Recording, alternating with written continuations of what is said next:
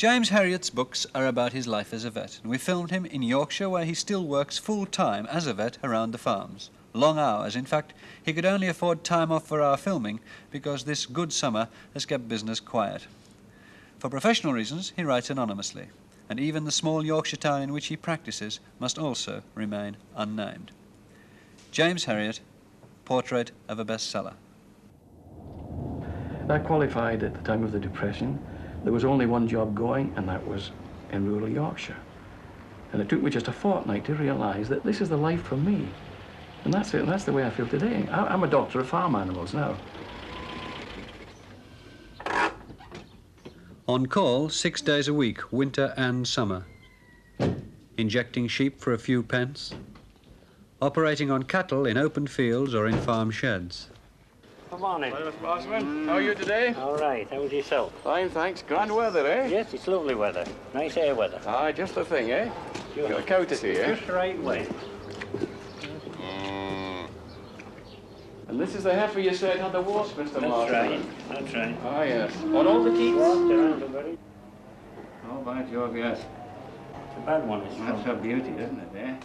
You'd never be able to milk her with that, would you? Oh, hi there. I'm going to ask you one more autograph. Oh, yes. Oh, well, by all means, yes. This is a publisher's party at the Savoy Hotel, and Herriot and his wife have come on a visit to London to celebrate a rare event.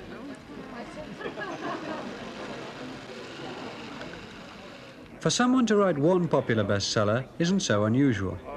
But in the last 6 years, to have published 5 books and have them all in the bestsellers list, with 2 very successful feature films made from them, and to be a bestseller in the United States of America, as well as having your books translated into the major European languages, and even Japanese, is quite unusual. Honestly, can't sign books all night, can I, eh? I'm under great pressure, and people send me mountains of books to read and give quotes for, you see, and they want me to write forewords. They want to go to innumerable radio, television things. Nearly all of these things I have to decline. And it's this push, push, push, while I'm still a full-time working vet, which is enough for anybody, and desperately trying to write another book. And as I say, not want to bore you, but I am 60 next birthday. I'm just beginning to feel it a bit, you know. The party was to present James Herriot, working vet, with an award for being a bestseller, in fact, a million seller, because all 4 of his paperbacks have sold over 1 million copies. People often say to me, what has your totally unexpected writing success brought you? What has pleased you most about it? And I know what they're thinking. They're thinking about the money, you see. And I will admit that in my innocence, there was a time when I thought I was going to be rich. And then I realized that all this nice money was merely, you know, passing by en route to the Chancellor, you see. But I will clearly be quite honest about it. I've had a pleasure in giving it a nod as it goes by. But this is not the real pleasure. The pleasure my wife and I have had is nights like this. We do very little of it, you know. We're a country couple anyway. We live in a little town of 3,000 inhabitants, and nothing happens very much. They live, and he has his practice, in this market town that sits under the edge of the North Yorkshire moors. And what has happened to him in this town and the countryside around is used as material for his books and the feature films made from them. Simon Ward as the young James Herriot, coming face to face with Yorkshire farmers.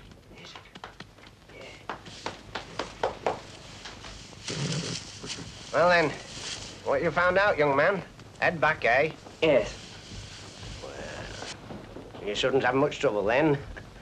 See Mr. Farnham bring him out ours first. A wonderful man, Mr. Farnham. Never seen him beat yet. Finest vet for miles around here, if you ask me. Grab hold of that rope, will you?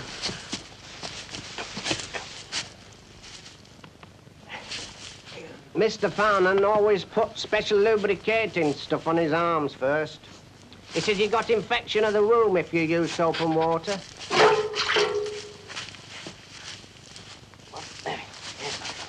Yes, don't you worry about it. Good. There's a girl. There's my girl. There's my girl. Good. Good. There's a girl. Good. All right. Last. How long you been qualified? About 7 months. Oh, 7 months. Well, not like a bit of experience, I always say. Mr. Farnham's been doing work for me for over 10 years. Oh, he really knows what he's about, he does. Yeah, you can have all your book learning. Give me experience every time. pull harder. That's it. Steady. Just a good, steady tension on the rope. That's it. Now I'm going to repel the foal. You keep up just a steady pull on the rope. Should bring the head round. What if the rope comes off? That's just a good, steady tension. That's it.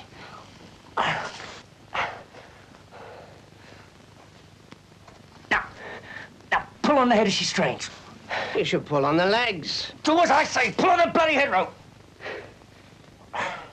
She's going down.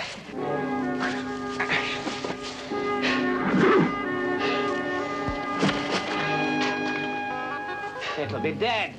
It's bound to be. God, it's alive. Hey, I thought it'd be dead the way you messed about with it. Every farmer thinks he knows more than other people about his neighbour's livestock. This holds just as good today as it did in those days. It's a funny thing, and farmers themselves admit that. I mean, you're standing trying to treat an animal. Maybe you're not doing very well, maybe it's not getting better. No, the farmer himself is worried, he's listening to what you're saying, he's doing what you advise. But the chap next door, he knows, you see, and he can tell you all about it. How about a drink? Oh, thank you very much indeed, Mr. Dinsdale. Has been a bit of a struggle. No, I meant for the mare. Oh, yeah, of course. Do her good. Give her a drink by all means. Mr. Farnham don't believe in that. Not after foaling. Says it chills the stomach. It's stories like this, of the old farming characters, that have made his book so popular all over the world. He writes them here, in his sitting room, in the evenings. That's where I bash it all out, on that little table. While watching television? Yes, that's right. Everything is in my subconscious mind, and if I'm sitting with my typewriter and I'm watching something quite light on television, it all comes nicely out. You know, if you're trying to think about a thing, you can't. If you think of something else that comes back into your mind, that's what I feel. I'm watching the television, but the real thing is coming out of my mind. I hope I'm making myself clear. It's a bit complicated. It's a perfect circle, because television is supposed to destroy reading and writing, and here it is helping you on your way. Well, it helps me. Don't think I'm a square-eyed moron. I watch it all the time. But, you know, if it's on, I peep at it out of the corner of my eye. Not because I'm a particular addict, but because I want to stay in the bosom of my family, that's all. I'm outside driving alone all day long. If I was to come back at night, go into a room and write, I'd never see my wife. So if she's watching the television, I watch it and I write at the same time. How did you come across the name James Herriot? And I was watching a football match, and James Herriot was playing for Birmingham. He was the goalkeeper. He was playing such a good game that night. And I thought, by Jove, what a nice name, James Herriot. And just at that time, I was looking desperately for a nice-sounding name to use as my pseudonym. And every pleasant name I could think of, I looked up the veterinary register, and there's thousands of veterinary surgeons. It was there already. I looked up James Herriot, there was no Herriots. So that's all. Did you always want to write? I suppose I always had a half-formed idea as a young boy. But what really set me off was when I went into the veterinary profession, because I came in at a particularly fascinating time, just when the profession was emerging from a sort of long night of ignorance into the scientific era. So I had a compulsion to put down on paper a period which will never come back again, the old black magic period. I think I always had it in the back of my mind, though, because I used to love reading so much. Who were your favourite writers when you started off reading? Well, I was a great man for the old classics, you know. As a boy in Glasgow, I used to go up and down Renfield Street, where there was book barrows, and 3 of the old pennies would buy any of the old masters, Carlyle, Ruskin, Proust. You know, the Hume's essays. I read the most amazing stuff. And that was the kind of books I'd read then, and I still like to read. Did you read them then because you thought that you'd been told that they were the greatest books written and you wanted to see what the greatest books were like? Yes, yes. That's exactly why I read them, because I felt I had a bit of a literary bent behind it all, and these were the books I ought to read. But I'm glad I read them, and I found that having read Dickens and Scott as a small boy, before it was ever bunged into me at school, I loved them. Where I think you'll agree that a lot of kids are sort of disabused of any pleasure in the classics because the first time they meet them is at school. But I'd read them all before I ever got them at school. Did your parents encourage you in this reading? Was it a very, in the old-fashioned sense of the word, educated household? I should think so. My parents were professional musicians. My father was a great reader, particularly, and I was very, very lucky to be born into a house full of books. Not the kind of books I'm talking about. The kind of books he loved were Conan Doyle, H.G. Stackpole, you know, all these things. You know, The Lost World, The Blue Lagoon, H.G. Wells. I discovered the short stories of H.G. Wells as a boy, and I can still read them over and over again. This is, to my mind, a great writer. Professional musicians usually try to hand on their talents to their children. Did this happen in your case? At 6 years of age, I was set to the piano. And I'm afraid it was a great disappointment to my father, who really was a very, very good pianist. I never got on very well. The peak of my career was when I played a solo at the Clydebank Town Hall. I never got beyond that. But then, you know, what they used to call the hires, now they call them the A-levels at school, they took over. And of course, my music faded away. And then I taught myself to play by ear. And funnily enough, that was when I got the most pleasure out of playing the piano. I can sit down now and play anything by ear, although I very rarely do play.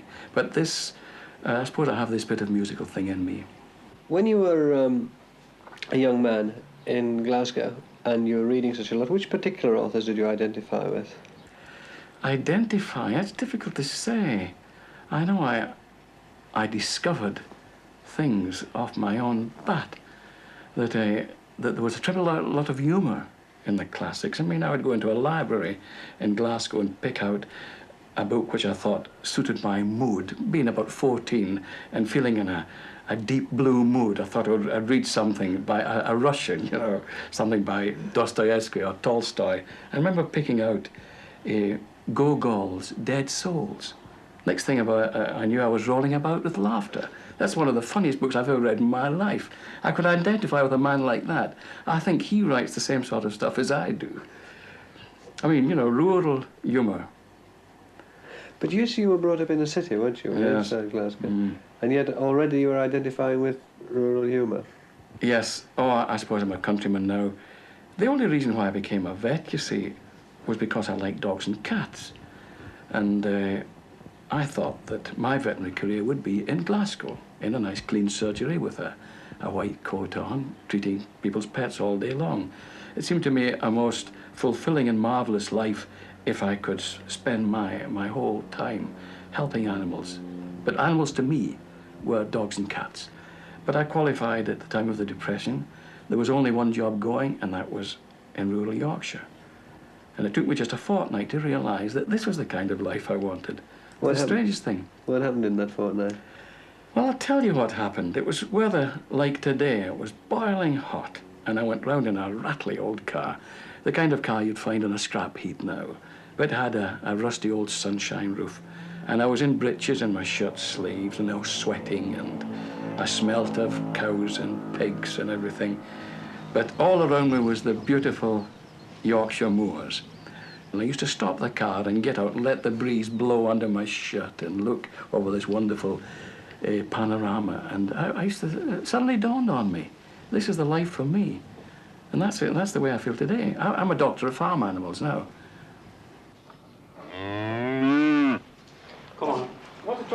Masterman? I think she'll get a mustang. A bit swollen in the quarter, is she? Yes. Which one is it? This black one. Oh, I did Back that. in here. I see it's a bit big. Is, It is. Come on. just give me your cup and let me have a look at it. Can you hold it here, please? Okay, you sure, girl. Squeeze it.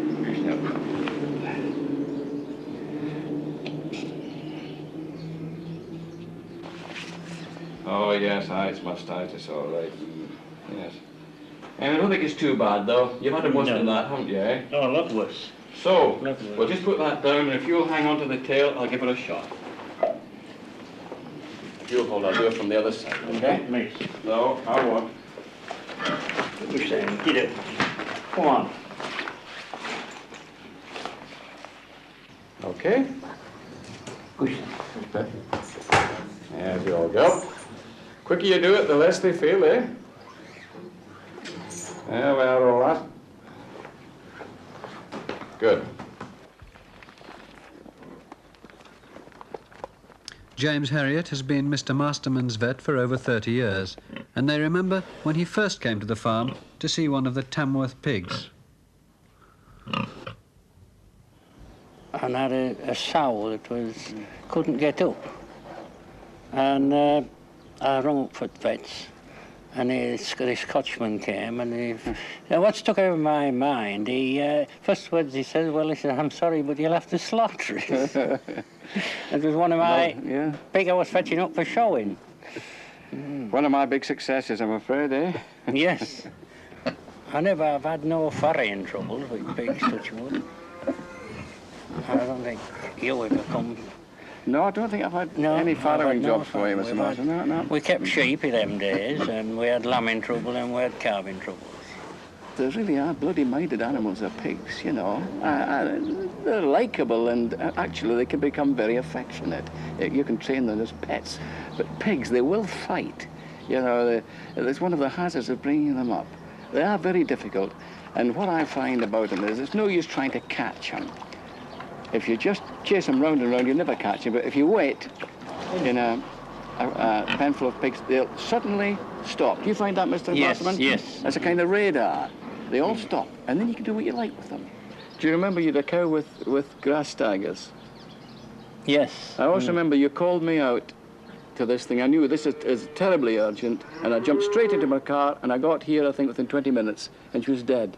Remember that? Yes, she was, She was later, a very good, one of your best Ayrshire cows. It was. She was in that yard there. And I also remember what you said to me. You said, I said, well, this is a nasty smack for you. And you said, well, only them as has them can lose it. And that's a Yorkshire saying, yes. and this typifies... It's only them that has them can lose. Typifies the philosophy, to me, of the Yorkshire farmer. Them as has them can lose it. My Yorkshire farmer clients are particularly genuine, likeable men, and they're not likely to take offence at anything I've written, because they know very well that the old type of Yorkshire farmer that I wrote about 30 years ago, who came through the tough period between the two wars, they were a hard-bitten and a particularly dynamic type of man, and they know themselves, the modern farmer, know just how different they are from the present type, you see, and they love to read about them. And the old ones that are left, they like better than anybody to read about them, because it's a dead breed, you see. The old Yorkshire farmer, the small man who had half a dozen cows. That's the type I'm writing about, and there's very few of them left. How did you actually begin to write? Well, the catalyst was my wife, without a doubt, you know. She told me one day, when we were sitting over lunch and I was telling her about some funny incident, I said, as I said on innumerable occasions before, I'll put that in my book one day. She said, you're never going to write a book, you see.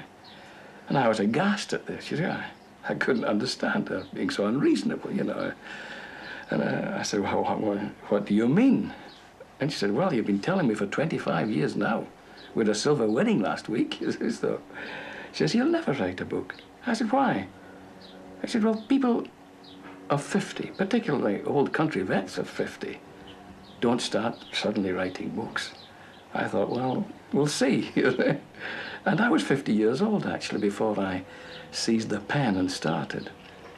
It would have gone on and on, just a little dream. And after all, so many of us are going to write a book. In fact, ever since I've started, everybody I've ever met's been going to write a book. But I actually got a kick in the pants that set me off. It's amazing that you should have waited 25 years to say it, really. It is, yes. Well, as you know, I'm not an impulsive sort of chap. I thought I was thinking things over, and when I look back, I feel it's an unfortunate commentary on my personality that I must be a procrastinating type. Maybe there's other things I could have done besides that, because I wonder I ever got round to it. So having been goaded into this decision, what happened next? Well, what happened was that as I say, I rushed out and I got all this paper. And I thought it was going to be the easiest thing in the world. You see, I had all these marvellous stories. I was in a unique position, I thought, to tell about animals, which everybody was interested in. And to me, it seemed a mere question of shoving it down on a bit of paper and sending it off to an editor who was going to leap about with delight, you see. And then I read them, and it was just terrible. You see, with all my reading of the classics and my interest in English at school and all this sort of thing, I wrote down a very good school essay, you see, and that's what it was. Nobody in the right mind would ever have paid a penny to read this sort of stuff. And I had to fight like mad to develop the style which I have now, which is conversational. Because after all, I'm not flattering myself I'm a literary giant or anything like that. I'm writing about fundamental things to some people, but to the outside world, it's pretty light stuff. Therefore, it's no use writing it as though it was Macaulay, who was another great idol of mine. And I think Macaulay's style was the nearest to what my original was, you know, long, balanced sentences with beautiful adjectives. Bore the pants off anybody. And as I say, I had to start to learn to write. And how did you set about that? Did you just, did you read any other? Oh yes, I read it up. I'm a great man for doing that. Whatever I take up, I read everything I can about that. I bought every book on writing I could possibly find. And I'm sure they all did a bit of good, but the best exercise was writing itself. I threw this thing away from me in disgust, and I started to write short stories, articles, everything like that. For yourself? Oh, no, I sent them away to periodicals, newspapers, magazines, the BBC. There's nobody who hasn't had a short story from James Herriot, and everyone came back by return of post. Not a single one was ever accepted. That must be the most encouraging thing that's been said on this programme for about 15 years. Do you think or so? On television, yes. I'm sure that people never believe that somebody like yourself could ever have anything in his life rejected. Well, believe me, another thing, I never even had a little thing saying, you show promise. I mean, other people were doing this at the same time, and they're saying, well, you know, this is not bad, but mine came bunging straight back with just the printed rejection slip, you see. I never saw anything return so fast as these stories. And I send them regularly into the BBC, you know, the short story every morning, which I listen to on my radio. And I worked it out so carefully, you know, the right number of words, double spacing, and I typed it all out. I sweated blood. But no, I got nowhere. What you're describing in a way is an apprenticeship, also a sort of purgatory. How long did this go on? How long were you an unpublished writer? This is purgatory. This is a mild expression, yes. Well, I mean, Hemingway, I'm not comparing myself with Hemingway, don't think that, but reading one of his autobiographical pieces, he said that he used to sit down and cry, and he was a great tough man if ever there was one. And I often felt like that, because one hears about the sickening thud of a manuscript coming through your letterbox every morning. I became a connoisseur of that. And I knew by the clean way that the thing was that it hasn't been very carefully read, that they'd only got past the first few paragraphs and decided it was no good at all. It's no way to be woken up when you're living in beautiful countryside. This is by the thud of a returned manuscript. It was a terrible start to the day. I'm sure my secretary used to wonder why I looked so gloomy, because I always used to put me right down in the dumps. Even though, as I say, I have no high-flown ideas about myself, but one likes to be accepted in a thing like that. Mr. Burton? Yes. That foot in? Aye. Oh, no, that's it. There we are. Right, lovely. Lovely.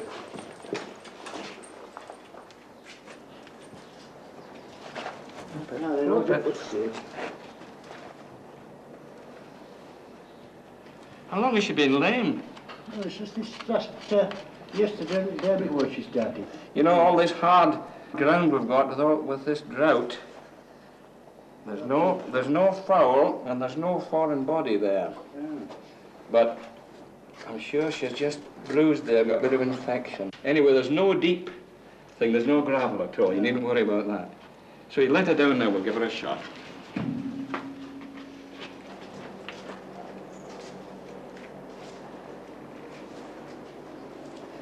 Give her a good big dose.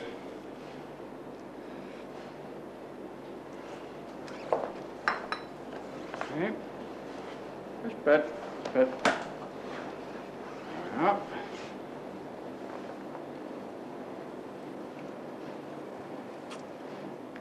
Right. Okay, she's not a lot better in about 5 days. You give us a ring, eh? Yep. Or before that, if she gets any worse. Right, all go.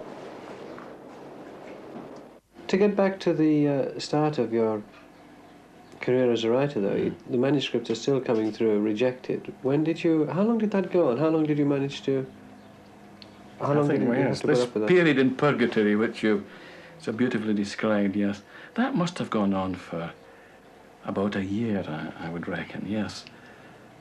When I had these awful experiences every morning. Did you keep thinking about giving up? Oh, yes, and then it suddenly dawned on me what was wrong. And I was writing short stories and articles about everything except the only thing I knew anything about, which is veterinary practice.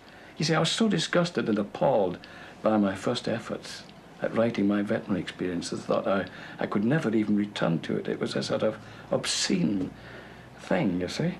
But anyway, I thought, now I've learned a bit, I've been through the mill, and I think I can write better. So I pulled this pile of stuff out that I'd written, this terrible Macaulay-like prose, and I had another go at it. And that year of just reading and trying changed me from just being a school essayist to the type of writer I am now. So you finished this first book, and what happened next? Was that instantly accepted? Oh, no, it hung about for about 9 months at a publisher's, yes, a very big publisher. And my wife kept saying, why don't you write to them, you know? But I said, for goodness sake, don't say anything. I was so pleased because it hadn't come straight back, you see. Everything else had come back by return of post except this one. And I said, oh, for goodness sake, don't let's offend them. But after 9 months, I was prevailed upon by her again to send a diffident little letter, which I did. And they wrote back, and they said, oh, yes, they'd read it, yes, it was very good. In fact, their main reader, maybe she'd just read it, was a lady, and she said she liked it very much. And I thought, oh, now we're definitely in. And, but she said, these things that you write about are quite obviously true, as indeed they were. And yet you've made a novel out of it. You see, I'd made this into a completely fictional thing with a big love story and everything. She said, why don't you write it as a humorous documentary, as she described it, Durrell style, like Gerald Durrell, whose books I greatly admire. I thought, well, this is fine, so all I have to do is write it Durrell style and I'm in. So I did, I got it back. And of course, all right, saying write it again, but that means typing it myself. I had no secretary. In between being a busy veterinary surgeon, typing it with carbon copies, doing the whole thing again. You know, when you make a mistake, it goes right through all the carbon, and you've got to rub them all out. I sweated blood again, and I sent it back. I'm thinking, well, it's a matter of time now before I'm hailed as the great author. But again, there was no sign. And the weeks passed, and the months passed, and another 9 months passed. And again, my wife kept saying, for goodness sake, why don't you do something about it? So I wrote again a rather timid letter, and I received a reply then that this lady, I think she'd left or something, who liked my book. But anyway, they sent me the usual thing, which was, our lists are full, which of course is the polite way of saying we don't want it. But they would send it to one of their subsidiary companies. I said, oh, please do, you see. And very, very rapidly I received a little missive from the subsidiary company saying, our lists are full. So I thought, that's it. I'd done my, about 3 years, you might say, hard slog in among being a veterinary surgeon. I tried to be a writer. I thought, well, that proves it. I can't write. And I just threw the whole parcel as it came back from the second publisher into a drawer. And it would have been there yet had my wife not said, get it out. And she kept at me and kept at me. Because, you see, years before that, I'd thought I would send it to Michael Joseph, you see, but I didn't. I thought Michael Joseph because they published Richard Gordon's books, Doctor in the House, which I greatly enjoyed, and they were, in a way, analogous to mine. These were humorous stories of medical life. So, anyway, she said, why don't you send it off to Michael Joseph? I said, no, I won't. I'll send it to a book agent. So I sent it off to a book agent. And within a week, I had a very nice letter from this chap saying, oh, I like this book enormously. And we'll have no trouble at all getting it published. And he said, we don't say that to very many authors. So this was the same book, you see, that had been cast out by the others. Anyway, he said, will you come and see me? So needless to say, I jumped on the first train to London and I shot off. And he said, we've sent it off to a publisher whom I feel quite sure will accept it. And I said, who's that? He said, Michael Joseph, you see. So I'd wasted a couple of years of my life in a way, in my literary life. And within, I think, a fortnight, Anthea Joseph, who's the vice chairman of the company, wrote to me. She is the editor of my big books there, and she asked me up to London and gave me a very nice lunch, and that was me launched. That was the book, If Only They Could Talk. And it's exactly word for word as the other two companies had and perused and didn't want. Were you exhausted by this, having taken so long, or, well, clearly you weren't. You were inspired to get on with writing another. Oh, no, I wasn't exhausted. I was more stimulated by that than I have been anything else. The most wonderful things have happened to me. I've been so terribly lucky. I've had really too much, more than I deserve, I think, in the literary world. But nothing will ever equal the thrill I had of getting Anthea Joseph's first letter saying that I've accepted your book. I enclose a cheque for £200, which was the advance on the book. And I wish I'd framed that cheque, That was my biggest thrill. None of the other things have ever quite equaled that. But why should the now successful writer still work as a full-time veterinary surgeon? Perhaps for the same reasons that kept a young vet in Yorkshire in the late 30s. It suddenly dawned on me that I could spend the rest of my life driving around this beautiful, unspoiled, wild part of Britain. And it's a very lonely life, as most of our time is spent travelling around the farms. And if you've got dogs with you, you're never alone.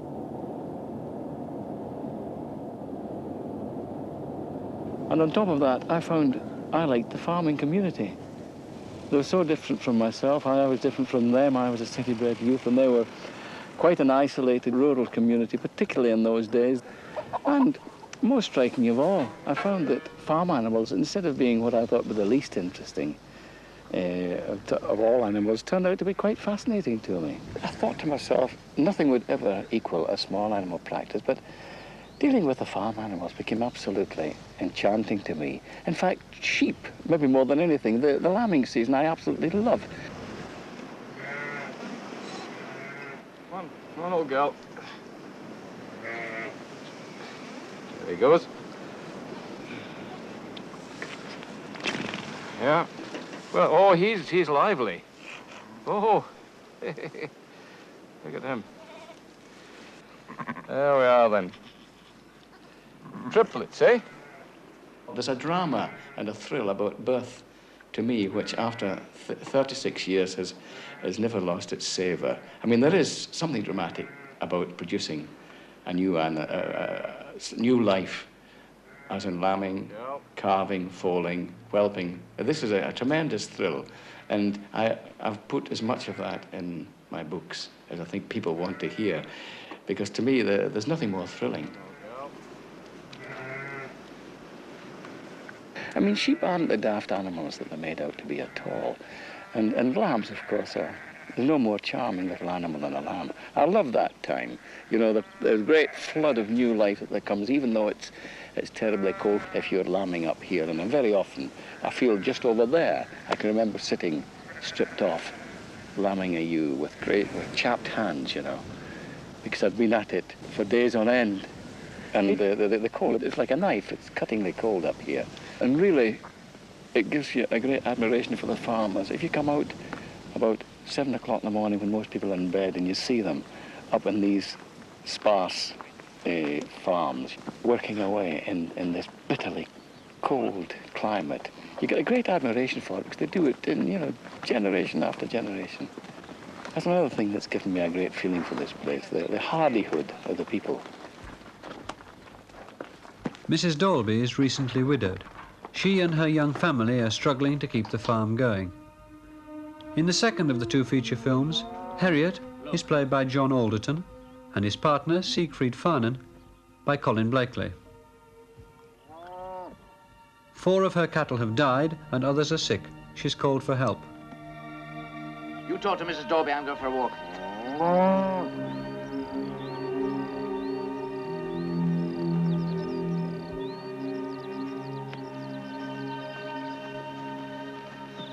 I'm sorry about the 4 you lost. You said I had to expect it. Fella at market said you didn't really know how to fix it. Playing for time, he said. You said we weren't going to lose him. Didn't you?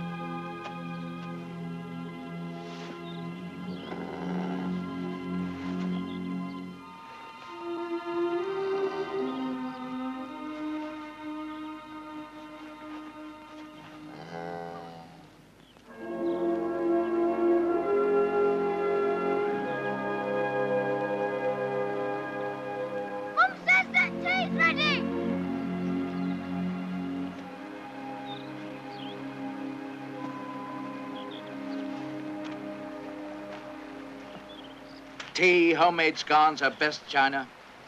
I expect so, yes. There's a good, honest, hard-working woman losing all her stock, and she comes to us for help, and all we can say is, we'll do our best, Mrs. Dalby. They're working on a new vaccine. It'll be ready next week, next month, sometime, never. And she smiles and says, thank you very much. You will stay for a cup of tea, won't you? And after we've gone, she'll get the knacker's yard to take the carcasses away. Don't get involved, you once told me. I know what I told you. Because it's one thing that I can't help doing. So sometimes I have to go for a walk or hide in a field. I've been looking at those cows again. I think it could be copper deficiency. Have you looked at the eyes?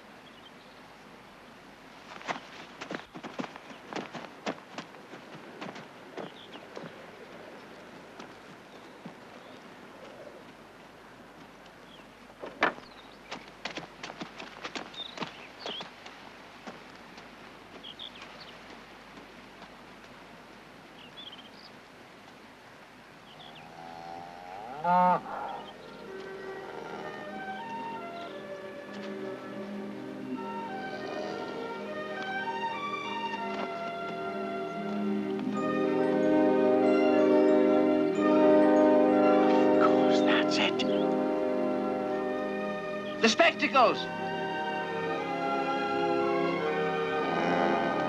You're right. It's copper deficiency, all right. You've been doing your homework, James. Do you know what this calls for? A cup of tea out of best china and some homemade scones. Mrs. Dalby! Mrs. Dalby!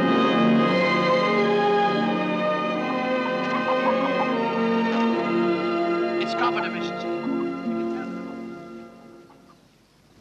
In general, what was the state of the health of the farm animals when you arrived here at the end of the 30s? Well, it was it was good and bad, if I could put it this way, that we were all very ignorant, farmers and veterinary surgeons, regards treatment, really, because none of the new drugs had arrived. But on the other hand, these small farmers that I was telling you about looked after their cattle so well. I remember one old chap button-holding me in a pub and saying, in the deepest confidence, you know, he'd had a few pints of beer, that he could tell me some ointment that you just rubbed onto a lame horse and it walked away immediately sound, you see. And I plied him with more beer till I found out what it was. It was marshmallow ointment. Now, these old black magic remedies were great fun. And, but apart from that, no, life is just much the same. It's easier. A veterinary surgeon's life is easier. And there's no doubt about that. The farm horses have disappeared. That was the most dangerous and desperate part of our work, without a doubt. Dangerous? Oh, yes. I mean, we had to castrate about maybe a couple of hundred colts every spring, and knocking wolf teeth out of young horses, you know, with a great long spike. Yes, there were little teeth that used to grow in front of the molars, you see, and farmers were absolutely convinced that they stopped the horse from doing well. Veterinary surgeons were similarly convinced that they had nothing to do with it, but they paid us, so we had to knock them out, and used to just put a spike against it and hit with a great mallet, bang, you see, because the horse didn't like it. And yes, well, blunt, it's feet on top of your shoulders and head. All this sort of thing is gone.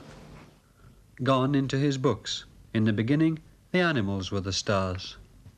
People have become interested in me now as a person, you see, because I've used my life as a framework for my animal anecdotes. I've had to have a framework, you see, otherwise it'd be rather boring. There'll be books of short stories, which they're not. Each book is a year in my life, you see.